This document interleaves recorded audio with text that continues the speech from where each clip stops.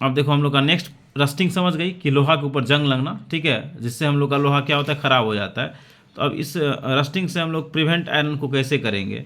तो देखो सबसे अच्छा तरीका क्या है, अगर आपको डैमेज होने से बचाना है आयरन को, लोहा को, तो सबसे पहले आप उसके ऊपर क्या करो, चाहो तो coating with oil and grease, उसके ऊपर ऑयल और ग्रीस का क्या करो, कोट कर दो। कोट का मतलब उसके ऊपर लेप लगा दो, किसका, तो ऑयल या फिर ग्रीस के, ठीक है। इसके ऊपर अगर आप लेप चढ़ा देते हो तो इससे भी आपका रस्ट फ्री हो सकता है। तो वही कह रहा है, iron and steel instrument and parts of various machine and agriculture tools are kept smear with oil when not in use. इसलिए कहा जाता है जब हम लोग ये इंस्ट्रूमेंट को यूज़ में नहीं रखते तब उसके ऊपर ऑयल या ग्रीस का एक लेयर चढ़ा दो, जिसकी वजह से क्या होगा, उसमें रस्टिंग नहीं होगा, जंग नहीं लगेगा। दूसरा है कि आप पेंट कर दो, खिड़की देखती हो ना, खिड़की के ऊपर हम लोग पेंट करते हैं लोहा के ऊपर, पेंट कर दो, इससे भी क्या होगा, उसके ऊपर ऑक्साइड का परत नहीं बन पाएगा, आयरन ऑक्साइड का, और जंग नहीं लगेगा। इससे भी हम लोग क्या कर सकते हैं, रस्टिंग से बचा सकते हैं।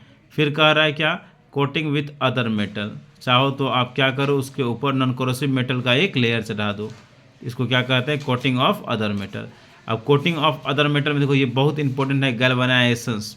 गैल्वेनाइजेशंस क्या होता है, तो जिंक का एक लेयर आयरन के ऊपर चढ़ाया जाता है, किसका लेयर, तो जिंक का लेयर, ठीक है, आयरन के ऊपर जो चढ़ाया जाता है उसको क्या कहते हैं, गैल्वेनाइजेशंस कहते हैं, ठीक है।